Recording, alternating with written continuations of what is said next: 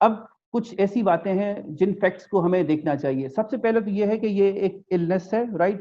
2-3 دن پہلے میں سن رہا تھا کہ کوئی کہہ رہا تھا کہ یہ جو ہے ویسٹ والوں نے اس بیماری کو بھیجا ہے تاکہ مسلمانوں کو نقصان ہو. تو میرے ساتھ ایک دوسرے ڈاکٹر صاحب بیٹھے تھے, انہوں نے کہا تو سب سے زیادہ لوگ ہی انہیں کے مارے گئے ہیں اس میں اگر دیکھا جائے, رائٹ. شاید ہمارے مسلمان اتنے اس سے شکار نہیں ہوئے جتنے باقی ویسٹ کے لوگ ہیں. تو یہ جس طرح عالمی وبائیں آتی ہیں دنیا میں, ہسٹری تو آپ نے پڑھی ہوگی 1915-18 میں جو فلو کی وبا آئی تھی, تو اس طرح یہ بھی ایک وبا ہے, رائٹ. کہ ابھی کل میں WHO کی اسٹڈیز پڑھ رہا تھا کہ اس کا جو سورس ہے ابھی تک اس پہ اسٹڈیز لگی ہوئی ہیں اس کو آئیڈینٹیفائی کرنے کے لیے کہ اس کی سورس کیا ہے اور اس کی کیا پراپر ٹریٹمنٹ بنائی جائے. تو سب سے پہلے ہمیں یہ کام کرنا چاہیے کہ آئیڈینٹیفائی کرنا چاہیے کہ یہ ایک بیماری ہے, اور یہ بیماری کسی کو ہو سکتی ہے, مجھے ہو سکتی ہے, میرے گھر میں کسی کو ہو سکتی ہے, بہن بھائیوں میں سے یا پیرنٹس میں سے یا ہم میں سے کسی کو بھی ہو سکتی ہے. تو ہمیں اس بدنامی کو روکنا چاہیے, کیونکہ ہم ڈاکٹرز آپ کی سپورٹ کے بغیر کچھ نہیں کر سکتے, کیونکہ پبلک کا ایکسپوجر آپ کے ساتھ زیادہ ہے, اتنا ہمارے ساتھ نہیں ہے. ہمارے پاس صرف ایک سلیکٹڈ گروپ آف پیپل ہیں, وہ آتے ہیں جن کو ہاسپٹل سے ریلیٹڈ کوئی کنسرن ہے, ہیلتھ سے ریلیٹڈ کنسرن ہے. لیکن آپ کے پاس ہر طرح کا انسان آتا ہے. تو ہمیں چاہیے کہ ہم اس اسٹگما کو اسٹاپ کریں. کہ اب آپ کو یاد ہوگا کہ ایک پروفیسر صاحب کی ڈیتھ ہوئی تھی کراچی میں, کہ جن کو ICU میں جگہ نہیں مل رہی تھی. جب معلوم کیا گیا تو وہ بھی اسی خوف سے کہ اگر میں ڈسکلوز کروں گا کہ مجھے کورونا وائرس ہے تو معاشرے کا میرے ساتھ سلوک کیا ہوگا, رائٹ, یا میرے گھر میں کوئی آنا جانا نہیں کرے گا, یا اس کے علاوہ کچھ اور پرسنل نوعیت کے معاملات تھے. صرف اس خوف سے انیشیلی انہوں نے اس بات کو ڈسکلوز نہیں کیا. میں نے ایک آرٹیکل بھی لکھا تھا نیوز پیپر میں کہ ہمیں یہ جو خوف ہے, یہ جو بدنامی کا دبا ہے, اس کو ہمیں کم کرنا چاہیے. ہمیں ایکسیپٹ کرنا چاہیے کہ ایک بیماری اور یہ کسی کو بھی ہو سکتی ہے, اور اگر کسی کو ہوئی ہے تو ٹائم بینگ کے لیے, جس طرح سر ابھی تھوڑی دیر پہلے بتا رہے تھے کہ میں نے 1 مہینہ گھر پہ گزارا, تو کوارنٹائن میں جانا ایک اس ڈیزیز کا حصہ ہے, لیکن اس کے بعد وہ انسان دوسرے انسانوں کی طرح زندگی گزار سکتا ہے. یا اس کو اس طرح لیبلائز کرنا کہ شاید اس کو کسی گناہ کی پنشمنٹ مل رہی ہے یا اس کے علاوہ کوئی اور معاملہ ہو رہا ہے, تو اس کو اس اسٹگما کو اس کو ہمیں سوسائٹی کے اس اسپیکٹ سے نہیں دیکھنا چاہیے. جو لوگ انڈرسٹینڈنگ رکھتے ہیں تو وہ اس کو اسپریڈ کریں. یا باقی اس کے علاوہ کوئی ایسی غیر تصدیق شدہ خبر ہے کہ جس کا WHO یا CDC سے یا کسی اوتھینٹک سورس سے کوئی واسطہ نہیں ہے, اس کو مزید ہمیں نہیں پھیلانا چاہیے کہ یہ کوئی بایولوجیکل وار ہے یا چائنا نے اپنی اکانومی اسٹرانگ کرنے کے لیے اس کو جو ہے وہ پھیلایا ہے دنیا میں.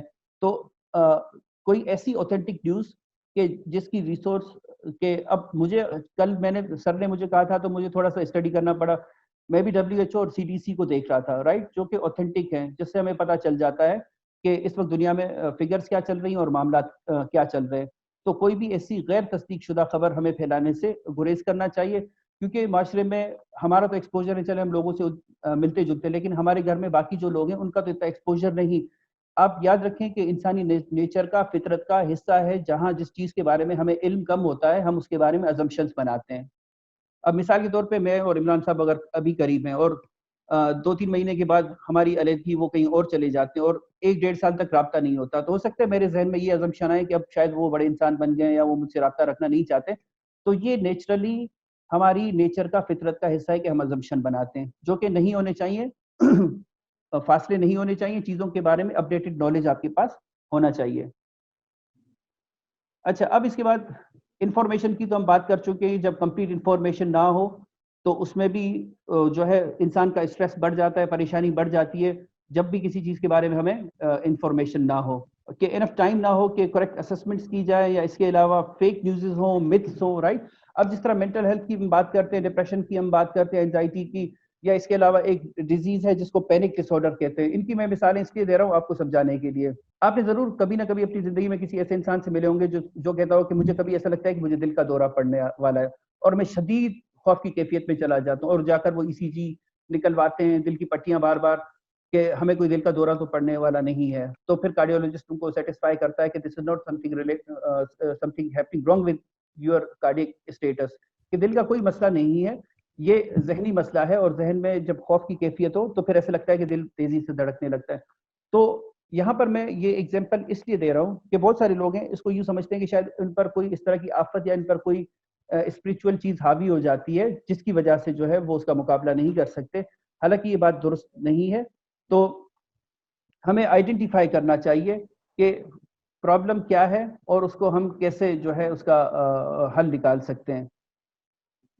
یا اس کے علاوہ کہ کوئی یہ سازشی تھیوری ہے، یا اس کے علاوہ اپنے پرسنل کوئی گینز ہوں یا اپنی پرسنل جو ہے موٹیویشنس ہو، ان چیزوں سے بھی ہمیں اجتناب کرنا چاہیے. ٹھیک ہے. اور جو نالج ہے، یہ بڑی امپورٹنٹ بات ہے کہ نالج کو ہمیشہ براڈ رکھیں، اوتھینٹسٹی کے پیچھے ہمیشہ رہیں کہ اوتھینٹسٹی کیا ہے کسی بھی خبر کی. یہ تو خیر آپ مجھ سے زیادہ اچھے سے جانتے ہوں گے، تو ان چیزوں پر ہمیں فوکس کرنا چاہیے. اچھا، اب کیونکہ میں آپ کا اتنا زیادہ وقت نہیں لینا چاہوں گا، میں چاہتا ہوں کہ چند شارٹ سی باتیں ہوں تاکہ ٹیک ہوم میسج آپ لے جا سکیں.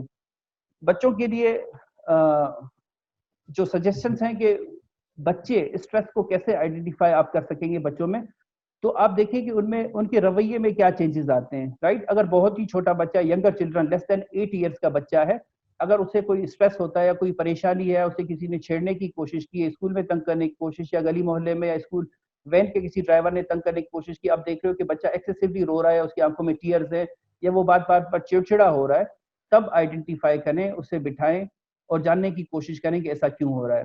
یا اس کے علاوہ آپ دیکھ رہے ہیں کہ بچہ جو ہے سیڈ ہے، پہلے کرکٹ کھیلتا تھا، جو جن گیمز میں انٹرسٹ لے رہا تھا، اب ان گیمز میں اتنا اس کا انٹرسٹ نہیں ہے، تو this is a kind of warning sign. وہ ریڈ الرٹ، ریڈ لائٹ ہے. آئیڈینٹیفائی کریں کہ پرابلم کہاں پر ہے.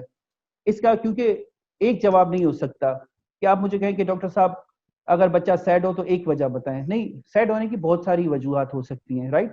سیڈ میں بھی اپنی زندگی میں ہوتا ہوں، آپ بھی ہوتے ہیں، ہم سب سیڈ ہوتے ہیں، لیکن کہا جاتا ہے کہ سیڈ اتنا نہیں ہونا چاہیے کہ آپ دیکھتے ہیں کہ مسئلہ کم ہے لیکن آپ زیادہ دیر کے لیے سیڈ رہیں، تو اس کا مطلب کہ there is something wrong. اس کو ایسس کرنا چاہیے. ادروائز سیڈنس، انزائٹی، یہ دونوں چیزیں، ڈپریشن کا جو ورڈ ہے یہ نارمل ہے، یہ کوئی بیماری نہیں ہے. ہم ڈپریشن ڈیزیز الگ ہے، ڈپریشن ورڈ الگ ہے. ڈپریشن دل اداس ہم سب کا ہو جاتا ہے، انزائٹی ہم سب کو ہوتی ہے. رائٹ. اگر انزائٹی نہ ہو تو ہم کوئی شاید کام ہی نہ کریں، ہمیں تھوڑی پریشانی ہوتی ہے تب ہم جا کر کاموں کو سارٹ آؤٹ سالو کرتے ہیں.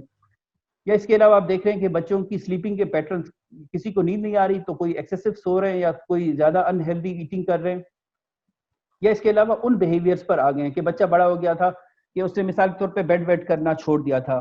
ٹھیک ہے. اب آپ دیکھ رہے ہیں کہ بیڈ ویٹنگ بچے میں آ گئی ہے. آپ آئیڈینٹیفائی کریں کہ پرابلم کیا ہے. ونس اگین اس پہ میں صرف ایک میسج یہ دینا چاہوں گا کہ ٹائم نکال کر آدھا گھنٹہ بچوں کے ساتھ بیٹھیے ضرور. اس ٹائم میں جب آپ تھوڑا ریلیکس فیل کر رہے ہو، ایسا نہ ہو کہ آپ خود تھکاوٹ کا شکار ہوں، اریٹیشن کا شکار ہوں، تو اس میں انسان ایک اچھا لسنر نہیں ہو سکتا. ایسا ٹائم نکالیں جو آپ کے لیے کمفرٹیبل ہو، اور اس میں آپ بچوں کے جو ہے کنسرنس کو سنیں کہ پرابلم کیا ہے. جتنے آپ گڈ لسنر ہوں گے اتنا ہی جو ہے بچے آپ کو اپنے وریز کو ڈسکلوز کریں گے. ہمارے پاس بھی جب پیشنٹس آ رہے ہوتے ہیں تو ہم ان کو لسن کرتے ہیں. رائٹ. جب تک کسی کو سنتے نہیں، کیونکہ دماغ کی جو کھڑکی ہے وہ زبان ہے. رائٹ. تو اسی کے ذریعے آپ کسی کو وینٹیلیٹ کر سکتے ہیں. اریٹیبلٹی کی بات ہو گئی کہ بچہ جو ہے چھوٹی چھوٹی بات پر چڑچڑاپن کا مظاہرہ کر رہا ہے، کوئی آپ نے کام بول دیا تو اس نے کوئی جو پیسے لیے تھے کام کے لیے وہ پھینک دیے. رائٹ. یا وہ زیادہ غصہ کر رہا ہے. آپ دیکھ رہے ہیں کہ اپنے فرینڈس کے ساتھ اوور انوالومنٹ دیکھا یہ گیا ہے کہ جو ٹین ایجز ہوتی ہے اس میں فرینڈز انسان کو بہت اچھے لگتے ہیں. یہ صرف آپ کے بچوں کا نہیں، ہمارے بچوں کا نہیں، یہ سب کا جو ہے ایشو ہوتا ہے، خاص کر کے جب وہ ٹین ایج میں ہو. تو ایک پیرنٹ جب اچھا لسنر ہوگا تب ہی جا کر بچہ اس کو اپنی وریز بتائے گا، اور اس کو پتا ہوگا کہ میرے کسی بھی بیہیویئر کو میرا پیرنٹ برا نہیں سمجھے گا، تب وہ باتیں آپ کو بتا سکیں گے. اگر مثال کے طور پہ مجھے آ کر کوئی بچہ اپنی پرابلم بتا رہا ہو اور میں اس کو معاشرے کی طرح، اچھا تم یہ کام کرتے ہو، اچھا سگریٹ پیتے ہو، تو وہ کبھی مجھے یہ پرابلمس نہیں بتائے گا. جب ان کو یقین ہو کہ آپ ان کے بیہیویئر کو برا نہیں سمجھیں گے، آپ ججمنٹل نہیں ہوں گے، تب ہی آپ کو وریز کا بتایا جا سکے گا. اچھا، اس کے علاوہ آپ دیکھ رہے ہیں کہ اسکول پرفارمنس بچے کی پور ہو گئی ہے، یا اس کے علاوہ وہ بچہ اسکول کو ایوائڈ کر رہا ہے. رائٹ. اب جس طرح سر عمران صاحب پہلے کہہ رہے تھے کہ اگر کسی چیز کے اوپر کوئی وزن رکھ دیا جائے، رائٹ، تو اس انسان ہو چاہے کوئی گاڑی ہو، تو اس کی صلاحیت پرفارمنس میں تھوڑا سا کمی آ جاتی ہے. آپ ٹرک پر بھی اگر کوئی بڑا سا پتھر رکھ دیں گے تو اس کی رفتار کم ہو جائے گی. تو اسی طرح جب اسٹریس ہوتا ہے تب بھی ہماری پڑھنے کی، سمجھنے کی، سوچنے کی صلاحیت، اپنے پرابلمس کو فیس کرنے کی صلاحیت متاثر ہو جاتی ہے. تو اسی طرح جب بچوں میں بھی اسٹریس ہوتا ہے تو ان کی دیکھا یہ گیا ہے کہ اسکول پرفارمنس پور ہو جاتی ہے، اسکول کو ایوائڈ کرنا اسٹارٹ ہو جاتے ہیں. یا اس کے علاوہ اٹینشن کنسنٹریشن، کہ توجہ نہیں دے سکتے. آپ دیکھ رہے ہیں کہ پہلے بچہ بالکل ٹھیک تھا, سارے معاملات صحیح تھے, بچے نے چلنا پھرنا وقت پر کیا, بات چیت سب کچھ وقت پر کیا, لیکن اب وہ توجہ نہیں دے سکتا. تو جانیے کہ پرابلم کیا ہے. ونس اگین یہ صرف آپ کو میں علامات بتا رہا ہوں, باقی آپ نے اس میں جو ہے چیزوں کو آئیڈینٹیفائی کرنا ہوتا ہے. اچھا, پھر اس کے علاوہ آپ دیکھ رہے ہیں کہ بچہ پہلے میرے ساتھ پھپھو کے گھر بڑے مزے کے ساتھ جاتا تھا, انجوائے کرتا تھا, یا وٹ ایور, کہ پہلے میں اس کو میکڈونلڈ لے جاتی تھی, وہ بچہ بڑا خوش ہوتا تھا, برگرز کو انجوائے کرتا تھا. لیکن آج کل وہ انجوائے نہیں کر رہا, کیونکہ بچوں کی انجوائے کی ایکٹیویٹیز یا تو پلے ایکٹیویٹیز ہوتی ہیں, یا اس کے علاوہ other activities which they enjoy. اب آپ دیکھ رہے ہو کہ اس کو کوئی اس میں انٹرسٹ نہیں ہے. یہ بھی ایک الارمنگ ہے. پوچھئے, بٹھائیں اپنے ساتھ ایک طریقے کے ساتھ, لیکن پوچھنے والا جو انداز ہے وہ بڑا ہمدردانہ ہو, رائٹ. اس وقت آپ بھی ریلیکس ہوں, گھبرائے ہوئے نہ ہوں, تھکاوٹ کا شکار نہ ہو. تو ایک ملائم ٹون کے ساتھ آپ پوچھ سکتے ہیں کہ بتاؤ, میں تمہارا پیرنٹ ہوں, مجھے کنسرن ہے, مجھے وری ہے, میں جاننا چاہتا ہوں کہ تمہارا پرابلم کیا ہے, تاکہ میں اس پرابلم کو سالو کروں. اچھا, اس کے علاوہ یہ ایک بڑی امپورٹنٹ چیز اب جو میں بات کرنے جا رہا ہوں, کہ ہماری سوسائٹی میں جہاں دیکھا گیا ہے کہ احساسات جذبات کو اتنا کھل کر بیان نہیں کیا جاتا, وہاں پر یہ دیکھا گیا ہے کہ وہ جسمانی علامات میں پریزنٹ کرتی ہیں سمٹم. جیسا کہ سر میں درد ہے, بہت سارے پیشنٹ ایسے ہیں کہ ڈاکٹر صاحب پیناڈول کھا کھا کے, پین کلر بروفین کھا کھا کے تھک گئے, لیکن سر کا درد نہیں جا رہا. ایسا لگتا ہے کہ سر پر بوجھ ہے. یا اس کے علاوہ ایک دوسرا آپ نے دیکھا ہوگا کہ اکثر خواتین ہیں 40-45 سال عمر کی یا 35 سال کی, وہ سر پر دوپٹہ باندھے رکھتی ہیں, رائٹ, کہ سر پر کوئی بوجھ ہے. یہ اسٹریس کو انڈیکیٹ کرتا ہے, رائٹ. اس کو وقتی طور پر شاید پین کلرز کے ساتھ آپ ایک طرف کر لیں, لیکن پرماننٹلی آپ اس کو نہیں سائڈ کر سکتے. یا اس کے علاوہ یہ بھی دیکھا گیا ہے کہ کچھ لوگ کہتے ہیں کہ ڈاکٹر صاحب جو ہے جسم بھاری ہو جاتا ہے, یا معدے میں گیس ہو جاتی ہے, اور ایسا فیل ہوتا ہے کہ گیس جو ہے وہ سر تک چڑھ جاتی ہے. تو یہ وہ علامات ہیں, باڈیلی سمٹمز ہیں جو آئیڈینٹیفائی کرتے ہیں, جو بتا رہے ہوتے ہیں کہ there is something wrong with your mind. ٹھیک ہے, تو یہ سمٹمز آپ کو ہماری سوسائٹی میں بھی زیادہ ملیں گے. آپ نے اکثر دیکھا ہوگا کہ آپ اگر کسی دن کسی جاب پر, آپ کو اپنی جاب پر جانے کا, کام پر جانے کا دل نہیں کر رہا, موڈ کسی بھی وجہ سے سیڈ ہے, ہم سب کے ساتھ ہوتا ہے, لیکن آپ سیڈنس کو اتنا فریکوینٹ ریزن نہیں دے سکتے اپنے کولیگس کو, جتنا آپ یہ کہہ سکتے ہیں کہ یار میرے پیٹ میں درد ہے یا مجھے فیور ہے. آپ کو پتا ہے کہ وہ زیادہ اسٹرانگ ریزنز مانی جاتی ہیں, حالانکہ اتنی ہی سگنیفیکینس اگر جس دن موڈ آپ کا خراب ہو تو آپ کی پرفارمنس اتنی اچھی نہیں ہوتی, رائٹ. یہ ہم سب کو پتا ہے.